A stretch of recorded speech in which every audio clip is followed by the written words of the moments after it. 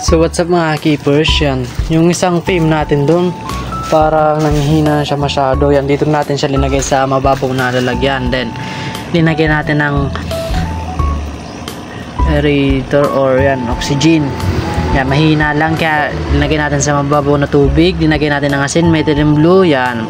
Kaya sana makarecover siya. May update ko kayo mamaya kung makaka-recover ba to. Sana makarecover. Yan, kawawa naman kasi sayang naman to eh, breeder pa naman tong Laertail. Matagal ko itong hinintay, 2 weeks yan, 14 days plus nag-quarantine pang 2 days, bali 16 days. Yan, kaya yung inabot nyo, kawawa naman yung isda, kaya sana makarecover siya. Yan, dito goods na rin yan. Yan o, goods na, kakabalik na yung mga katawan nila. Yan, pinakain ko na nga kasi yan, para makarecover agad. Yan lang yung gagawin natin kasi gutom na gutom yan. Yung ibang breeder din nagpapakain kapag bagong natin yung isda ko, na pinapalipas ko lang yung ilang oras yan, papakain natin yan kasi yan, kawawa naman kasi sila.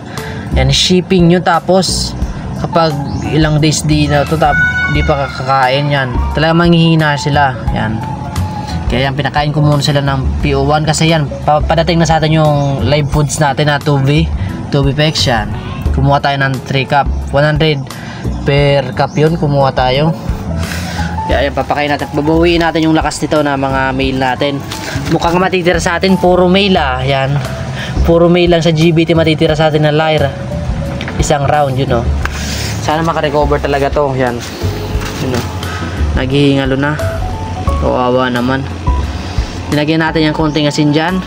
Then, goods naman yan, ito naman yun eh, mahina naman yan na oxygen dyan. Then ito naman yung mga breeder natin yun o. Gusto lang natin yun, sayang i-cross natin sana dito o. Kaya yan, sana makarecover to. Sayang tong Golden Blue Tail natin. Pabayaan muna natin yan dyan, update ko kayo kapag yan, papahinga muna natin yan dyan kasi medyo na-stress yan, kaya ganyan. Buti pa tong GBT natin na bale yan o.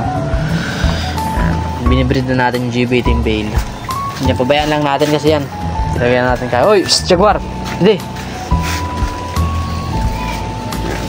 mga GBT natin o. Ito yung mga GBT natin dito sa ating backyard dyan. Kawawa naman kasi ito. Hinihintay natin yung tubi fix natin. Dito natin lalagay yung tubi fix natin o. Hinihintay natin dito yung tubi. Natipak pa nga o.